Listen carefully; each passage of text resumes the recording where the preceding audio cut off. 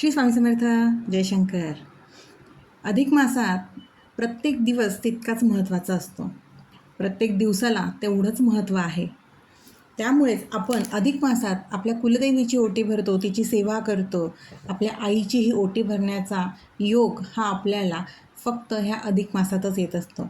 म्हणूनच आता अधिक मास सुरू होऊन 15 दिवस होत आले आहेत आणि त्यामुळे ज्यांची कुणाची आपल्या कुलदेवीची ओटी भरायची राहिली असेल त्यांनी यावेळेला रविवारी पौर्णिमा येते.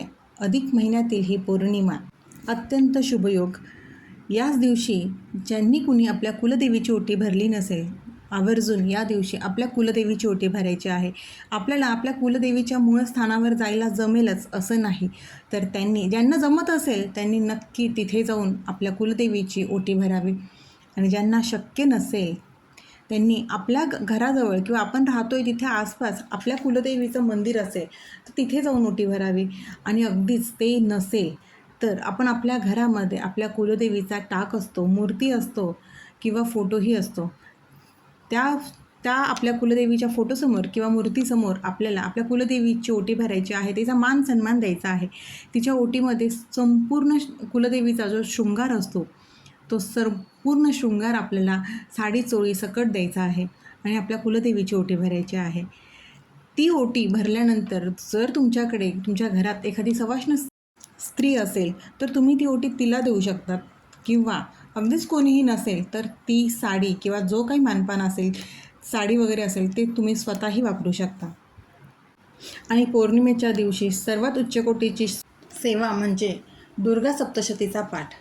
ज्यांना शक्य असेल त्यांनी आवर्जून या दिवशी आपल्या आई भगवती आपल्या कुलदेवीची सेवा म्हणजेच दुर्गा सप्तशतीचं एक पाठ आवर्जून त्या दिवशी करा. ज्यांना शक्य असेल त्यांनी खरंच आपल्या कुलदेवीची ही सेवा करा.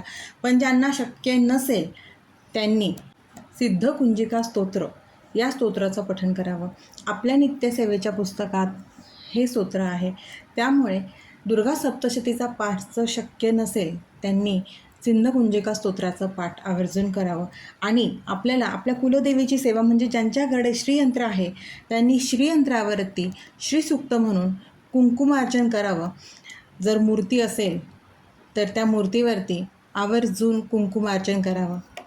आपली कुलदेवी प्रसन्न असेल तर आपल्या आयुष्यातील सगळे अडथळे दूर होत असतात, संकट दूर होत असतात. म्हणूनच आपल्या या कुलाच्या देवीचा मान सन्मान आपल्याला आवर्जून करायचा असतो, तो गरजेचाच असतो. आपली कुलदेवी ही आपल्या आईसारखीच आपली काळजी घेत असते.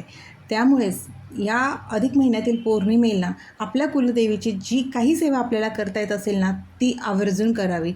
या दिवशीच तुम्ही आपल्या कुलदेवीला लवंगाची माळही घालू शकतात. तुम्ही 11-21 जितक्या लवंगाची माळ घालणार असाल तितका वेळा तो नवार्णव मंत्र म्हणून ती माळ आपल्या कुलदेवीला अर्पण करा. तात्पर्य काय, आपल्याला सेवा करायची आहे, आपल्या कुलदेवीची सेवा करायची आहे. ती जशी जमेल, आपल्याला जशी शक्य असेल तशी आपल्याला सेवा करायची आहे. जर दुर्गा सप्तशती पाठ शक्य असेल तर त्यांनी नक्कीच करावा. पण खरंच ज्यांच्याकडे पर्याय नसेल, वेळ नसेल, बऱ्याच अडचणी असतात, एकत्र कुटुंबात कधी कधी शक्य नसतं एवढ्या सगळ्या सेवा करणं, तर त्यामुळे जी तुम्हाला छोटी मोठी सेवा जमत असेल ती करा. सिद्धकुंजिका स्तोत्राचं पठण करा, कुंकुमार्जन करा. अगदी श्रीसूक्त म्हणून करता येत नसेल तर नवार्णव मंत्र म्हणून कुंकुमार्जन आपल्या कुलदेवीचं करा, कुलदेवीच्या टाकावरती करा. फक्त सेवा करा, मनापासून करा. मनापासून केलेली सेवा आपल्या देवापर्यंत नक्कीच पोहोचते. आपली कुलदेवी आपली आई आहे आणि तिला आपल्या मनातली तळमळ ही नक्कीच समजते. त्यामुळे जशी जमेल तशी ह्या अधिक मासातील पौर्णिमेचं औचित्य म्हणजे हा दुग्ध शर्करा योग समजून आपल्या कुलदेवीची ओटी भरा, तिची सेवा करा, तिचं स्तोत्र पठण करा. जर तुमच्याकडे तुमच्या कुलदेवीचा कुठला मंत्र असाल तर त्या मंत्राचं जप करा, नामस्मरण करत राहा. आपली कुलदेवी आपल्याला प्रत्येक संकटातून नक्कीच बाहेर काढत असते. श्री स्वामी समर्थ. अशक्य ही शक्य करतील स्वामी, अशक्य ही शक्य करतील स्वामी.